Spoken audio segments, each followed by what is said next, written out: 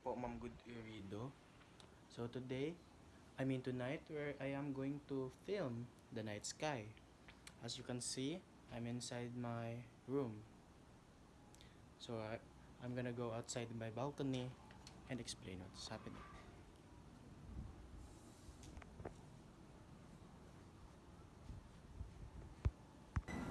So as you can see, I am a elevated position, but as you can see, there's no signs of the moon.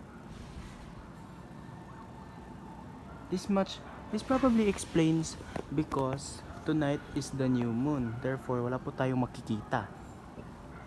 Or it's either because it is covered by the clouds.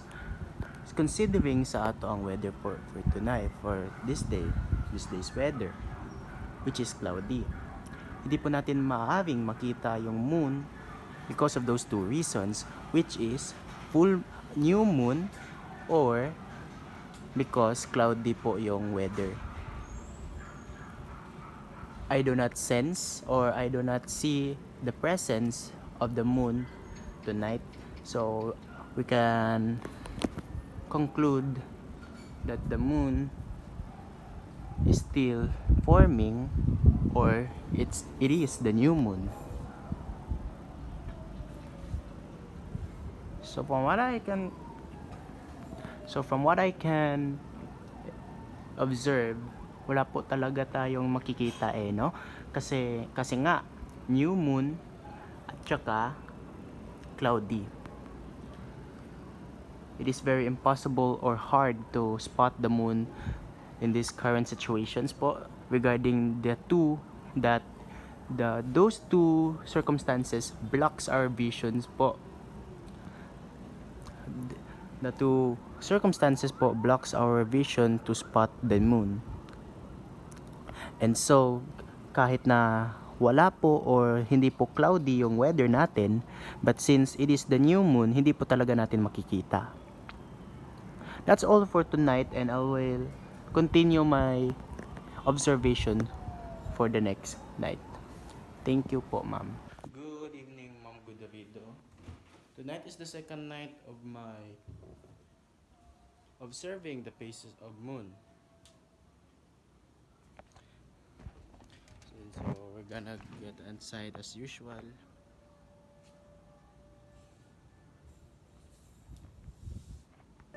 So as you can see, again, I am in a highly elevated position in order for me to have a better observation of the moon or the night sky.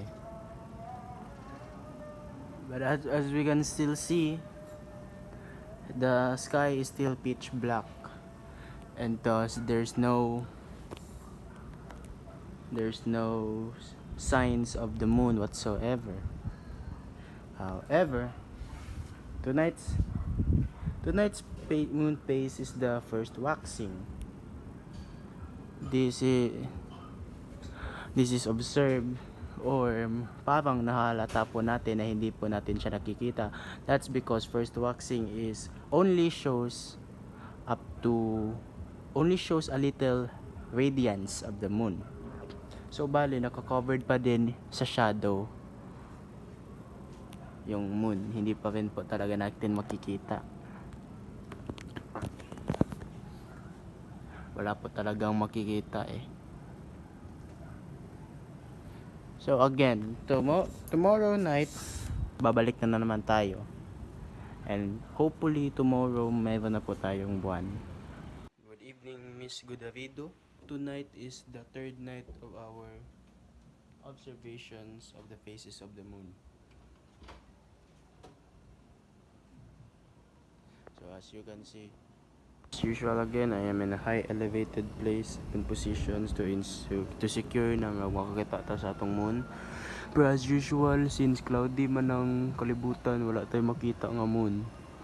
I don't know why, pero probably these reasons is because the position of the moon and the earth is not actually interconnected, o dili kay sila in phase sa each other. Plus napadyoy cloudy nga weather, so maglisod dito makakita sa moon. And this is the third night in a row nga wala ta kakita og moon, so yeah, well hope na makakita ta ugma. Yeah, you. Bye. Good evening, Mrs. Gudavido, and tonight is the fourth night of our moon phases, observation of the moon phases. So again, as usual, from the last night, elevated place po para makikita po natin yung mga stellar bodies natin sa sky. So as of now, wala po pa rin po talagang nakikita. And I assume na it is because of the cloudy situation up above in the sky. So ibig sabihin parang natatabunan yung moon, at therefore hindi makikita ng madiinan. But I can sense na it is waning or waxing ngayon, or quarterly waxing. Although hindi po natin talaga makikita kasi nga napaka cloudy. Although again, it may affect because it is the effects because of the geographical location at saka angle ng Earth sa Moon. Hindi talaga no? Hello, good evening Ma'am Gudavido, and tonight is my 5th night in observing the phases of the moon. Today lalabas po tayo.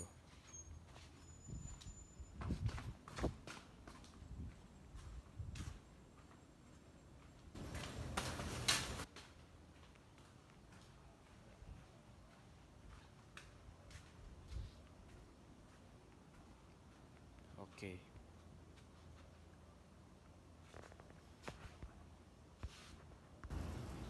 So as you can see, it is slightly on a max. I don't know if probably it's on a concave or quarter. As you can see now, it's slowly forming into a new full moon.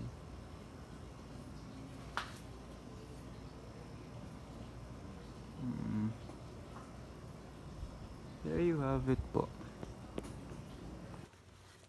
Good evening, Mrs. Gudavido, and tonight I'm going to answer the 2 questions left, which is, what is the connection of the moon phases and the claims of scientists that the Earth is a sphere?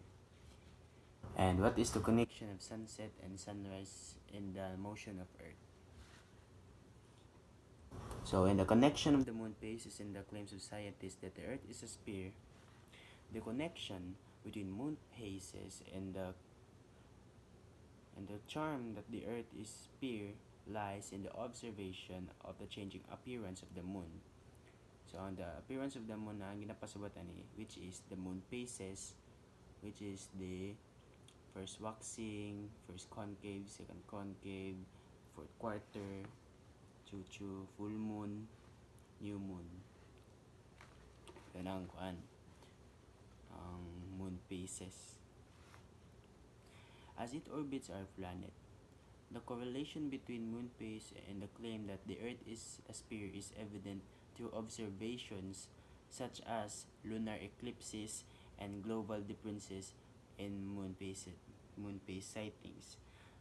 These phenomena provide tangible evidence supporting the scientific consensus that our planet is indeed spherical.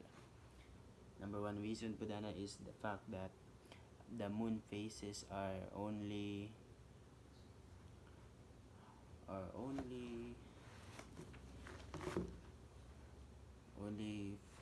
found in certain areas and time sa places in the Earth. May sabihin like not everything or everyone has that in their geographical applications. Number 4, the connection between sunsets and sunrise lies in the motion of the Earth as it rotates on its axis. The Earth's rotations cause different parts of the planet to face forward or away from the sun. leading to the phenomenon of sunrise and sunset. So, it is very self-explanatory sa question na what is the connection of sunsets and sunrise of the motion of the earth. So if we connect the motion to sunset and sunrise, we already have our answer, because we can only have sunset and sunrise because of the motion of the earth, because the earth needs motion to rotate, and thus the location or the parts of the earth has been faced off to the sun, to the direction of the sun, of the UV light rays or the sun's rays. It's because of also, it's also because of the motion that came from the earth. So that's why we have our sunsets and sunrise. That is all for my activity. Thank you and goodbye.